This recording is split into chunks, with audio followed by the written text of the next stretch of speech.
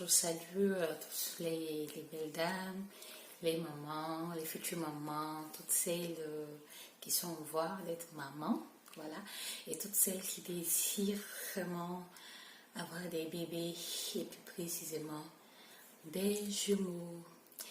Alors, bienvenue sur ma chaîne, la Twins Mom, la maman des jumeaux. Aujourd'hui, j'ai décidé de partager avec vous mon expérience, mon expérience sur ma grossesse. Donc, j'espère que je vais vraiment aider toutes celles qui, lorsqu'elles seront dans cette étape de leur vie, voilà, pourront être aidées. On ne sait jamais par cette vidéo, pas toutes les informations. Donc, sans plus tarder, nous allons rentrer dans le vif du sujet.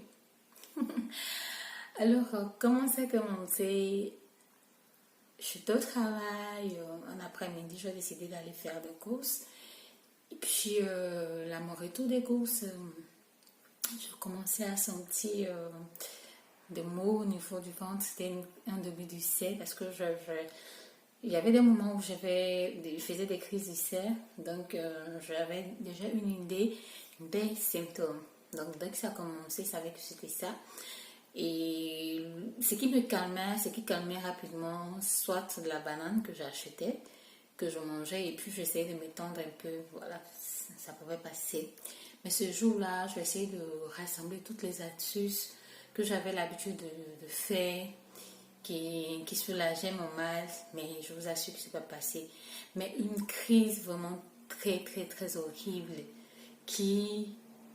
Ce jour-là, je pensais que même j'allais mourir. J'ai dit, mais qu'est-ce qui se passe? Qu'est-ce qui ne va pas?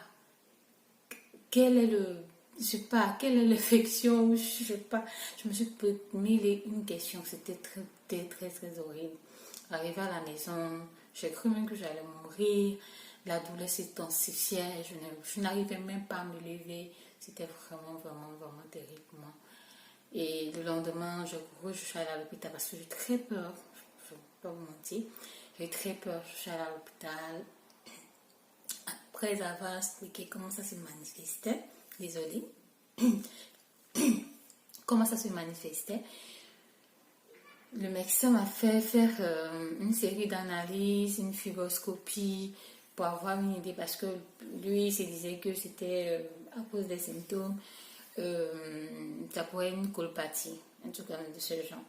Donc, je fais la fibroscopie, je fais tout ce qu'il fallait faire et ça n'a rien révélé de dangereux. On m'a juste dit que j'avais le foie qui avait juste rougi, une inflammation. Le stade raccord, on ne sait pas trop. Donc, on m'a prescrit des médicaments de ces malheurs, c'est tout ce qu'on sort, que j'ai pris durant une semaine,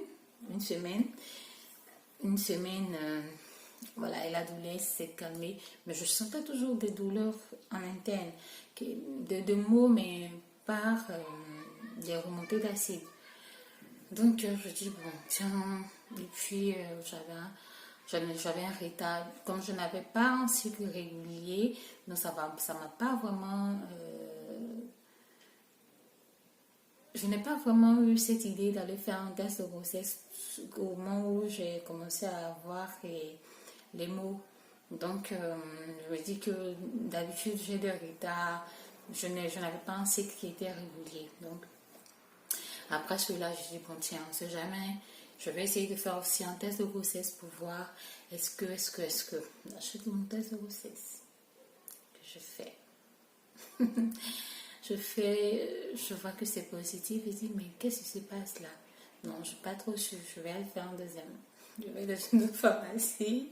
J'achète un autre test qui était un peu plus cher par rapport au premier. Je dis, bon, avec ça j'allais pouvoir vraiment être rassurée. Je fais encore les tests, c'est positif. Je dis, mais tiens, quelle est cette grossesse-là pour apparaître? Doit passer par tout ce processus-là. Franchement, quel bébé. Je vais faire souffrir ta maman. Voilà, donc j'ai fait le test et puis tout a commencé. Je savais que j'étais enceinte, que c'était l'origine de cela, des remontées d'acide, tout cela. Ils ont cloché. On a activé la sonnette, donc avec les nausées matinales, avec le manque d'appétit. J'avais tout en froid. Je vous dis qu'à midi, où tous les gens ont chaud, ça transpirait.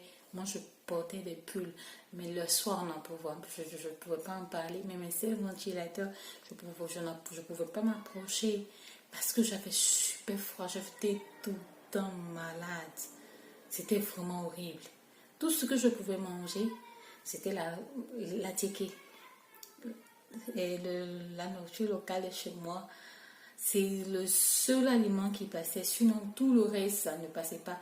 Et je me suis retrouvée, je me rappelle, je suis allée dans un centre commercial au rayon des conserves. Je suis tombée sur un rayon où j'avais des petits pois, mais j'ai failli gâter le coin. J'ai pris les deux pieds au cou, j'ai quitté le rayon parce que ça n'allait pas. C'est vraiment pas facile. Et j'ai pu tenir, j'avais maigri. J'avais maigri. Tous les os de mon visage étaient sortis. J'étais vraiment méconnaissable. Et puis, à la fin du troisième trimestre, ça me fait de faire une échographie pour avoir une idée de... Voilà. Donc, je fais l'échographie. L'échographe me dit, mais tiens, on dirait il y a deux... Il y a trois, on dirait. Je dis, mais quoi? Quelle est cette histoire de deux, de trois? Mais je fais... Comment après il me confirme, non, vous n'avez pas un seul bébé, mais vous avez jusqu'à deux bébés. J'ai été là, j'étais étonnée, je rêvais, je me dis, mais Seigneur, mais qu'est-ce qui se passe? Comment ce petit corps-là peut tenir sur... peut tenir, peut attraper cette montagne, peut supporter cette montagne. Franchement, c'était en même temps la joie. Je souriais. Papa était vraiment étonné. Il dit, mais il essayait de voir dans sa famille où était passé. Il ne sait pas. Parce qu'il n'y avait pas de jumeaux dans ma famille, ni de ce côté. Donc, voilà, il était étonné. C'était en même temps la joie. Après cela, on a dû traverser aussi des moments, après les rires, des moments douloureux. Mais bon, on a tenu jusqu'à la fin du troisième trimestre. C'était vraiment pas facile. C'était vraiment pas facile. Mais nous avons tenu bon. C'est en même temps, c'est tout ça qui fait la grossesse. Difficile, mais en même temps, ça fait la joie parce que on ressent la chose, on ressent la chose jusqu'à la fin du troisième trimestre. On ne sentait pas encore le bébé bouger. Le bébé bougeait, voilà. Mais ça faisait la fin. Donc, en gros, c'est un peu ça. Alors, qu'est-ce qui a engendré ces jumeaux? Je ne pourrais pas dire que c'était lié. Ouais, c'était lié au sexe, lié à la famille, non. Je me rappelle que comme j'avais une santé un peu fragile, je faisais une cure de, c'est quoi les grains de Nigel, voilà, grains de Nigel, je prenais 1 ou 2 grains par jour. Je ne sais pas si c'est ça qui a favorisé la double ovulation. Je ne sais pas, tout ce que je peux dire, c'est que, voilà, j'étais un peu stricte sur l'alimentation, j'essayais de prendre le maximum possible tout ce qui est naturel, le thé, le moringa, tout ce qui est naturel. Je ne sais pas si c'était ça ou si c'était à l'origine, je ne sais vraiment pas. Mais tout ce que je veux savoir, c'est qu'il y a eu Dieu a opéré un miracle dans ma vie, m'a fait grâce de me donner 2 bébés. Et je suis très heureuse. Donc aussi, il faut savoir que je me dis aussi Dieu, il a fait cela parce que je ne dirais pas que je suis sainte, je suis humble, non. Mais il a étudié mon cœur. Il a vu que j'étais une personne qui aimait beaucoup les autres. J'aimais beaucoup partager. Et puis aussi, voilà, il faut s'ouvrir, il faut partager, ne pas forcément attendre qu'on vienne demander de l'aide. Pour toutes celles qui souhaitent vraiment avoir des jumeaux, ma prière c'est que Dieu vous en donne. Pour toutes celles qui n'arrivent pas à enfanter, si tu reçois mon message, que Dieu t'en donne. Dieu t'en donne au nom de Jésus. Donc je vous dis merci pour d'avoir patienté jusqu'à ces 10 minutes. suivre ma vidéo. Voilà, la prochaine, je vous parlerai du deuxième trimestre. Et puis, si vous avez des questions, n'hésitez pas à laisser des commentaires et à liker aussi la vidéo. Je vous embrasse. Mes bébés vous disent bisous aussi. Et puis, à la prochaine vidéo. Bye.